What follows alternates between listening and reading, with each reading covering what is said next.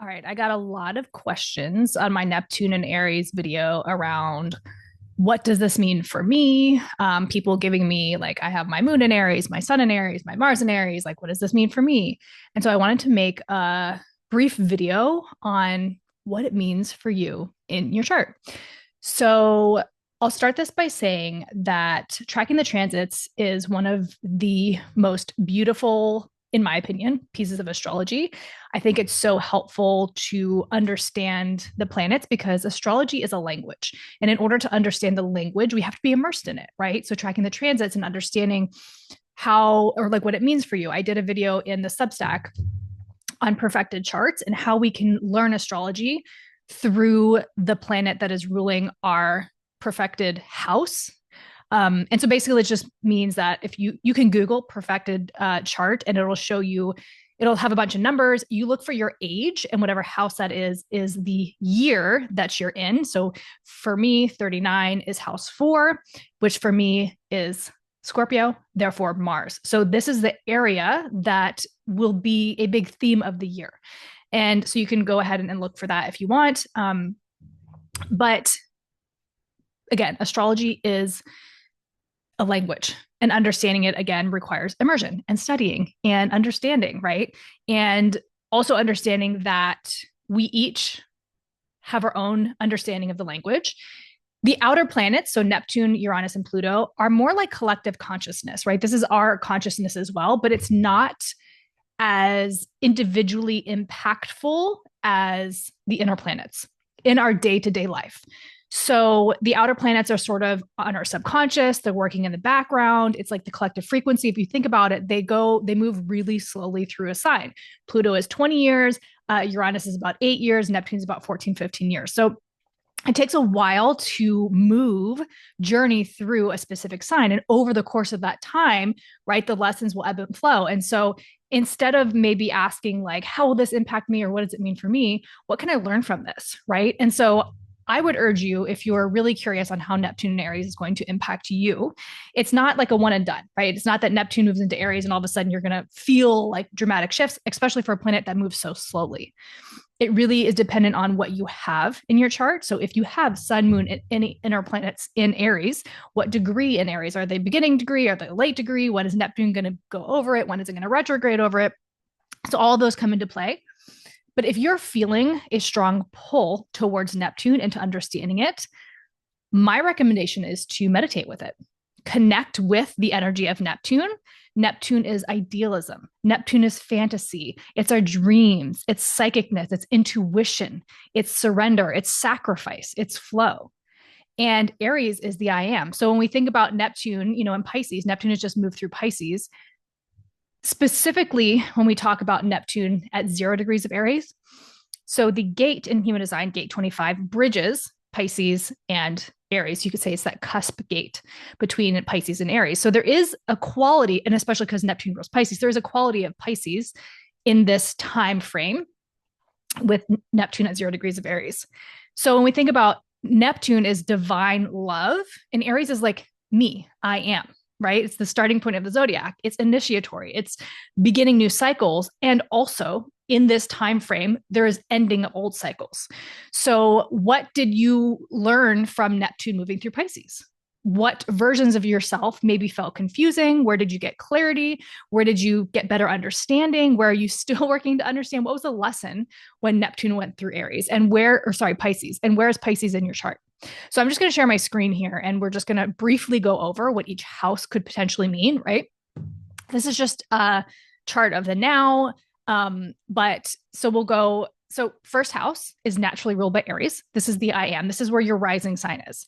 This is your physical body. When we think about Pisces ruling the 12th house, or Aries ruling the first house, this is the womb. This is like that bridge gate that we're talking about. The cusp gate is like the birthing canal. And then we're taking our first breath into life. And now we're just aware of everything around us, right?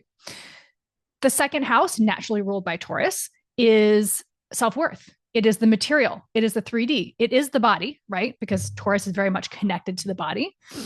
Third house is communication. It's naturally ruled by Gemini. Communication. This is our close neighbors. It's our siblings. It's our mind, what we're thinking of. It's social media. It's journaling. It's all those things. Fourth house, naturally ruled by Cancer and the moon. Fourth house is our family, our home. Could be the mother, could be the father, whoever kind of like raised you and was most likely in the home. Our ancestors, our inner world, our experience of self. Fifth house, naturally ruled by Leo and the sun. Creativity, generosity, warmth, children, romance, fun, play, all those kinds of aspects of dating, right? Sixth house, naturally ruled by Virgo and Mercury. This is routines, daily routines, health. This is work, like our day-to-day work, our day-to-day tasks, our day-to-day like doings. Seventh house, naturally ruled by Libra and Venus. Seventh house is marriages, long-term relationships. Eighth house, naturally ruled by Scorpio, Mars and Pluto. Depth, the occult, drugs, sex, rock and roll, the things we don't want to talk about, sex. This is like intimacy. This is like merging of ourselves within the eighth house, right? Alchemization, healing. It's got a lot of different archetypes here. Ninth house, naturally ruled by Sagittarius and Jupiter. This is expansion. This is philosophy. This is religion. This is education. This is long distance travel, higher education. And long distance travel can be out of body experiences. This can be meditation. This is taking us out of our current space, right? 10th house, naturally ruled by Capricorn and Saturn. This is work. This is your public persona. This is how people perceive you, right? It's your public image. And then we have the 11th house, naturally ruled by Aquarius, Uranus, and Saturn. This is the age that we're in, right? This is the collective. This is technology. This is the humanitarian. This is your soul tribe, the people you chose, right? This is futuristic. This is like future oriented. This is rebellion. This is revolution, all those themes. And then finally, the 12th house, which is Pisces. Again, this is mental health. This is addictions. This is psychicness, intuition, subconscious, things we can't see. And this is also the house of the enemies. And what I see this meaning is the enemy of ourselves in our own mind, right? And so again, as Neptune over here, where's Aries? I can't even find it right here. So as Neptune has entered Aries, find where Aries is in your chart. What house is it in? What planets do you have there? And again, at that 0 degrees of Aries, like just sit with it. I actually want to read 0 degrees of Aries. There is a book called, I have it on my Kindle. Let me pull it up real quick. The book is called Degrees of the Zodiac. So 0 degrees of Aries. This degree represents the cusp influence of Aries Pisces. It incorporates the militant nature of self-righteous indignation with honor and justice. The native maintains a clear conscience about all that they become involved in. Their ideals are honorable, imbued with fair play, a sense of justice, and the letter of the law. There may be some artistic inclination. There is much egotism and self-respect.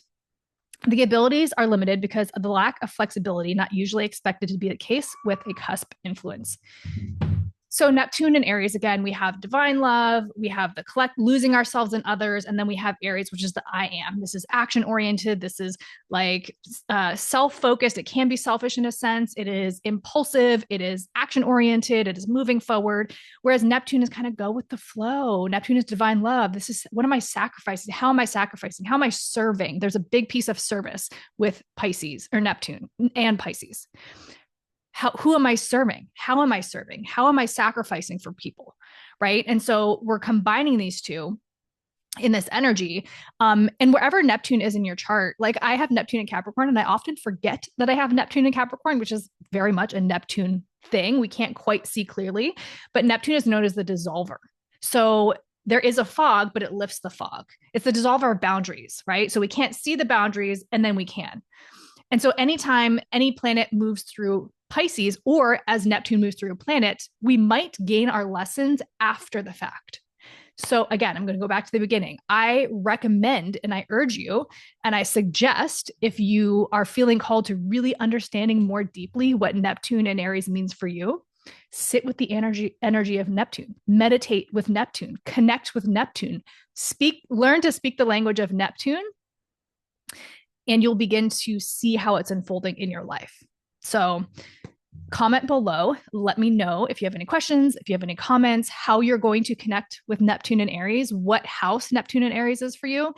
And if you don't have journaling practice, I love journaling, because as you go through the transits, as you journal, you can then reflect and look at the themes and tie the pieces together on how it shows up in your life. So thank you for watching. Subscribe to the channel, share the video if you find it useful, and I'll talk to you soon.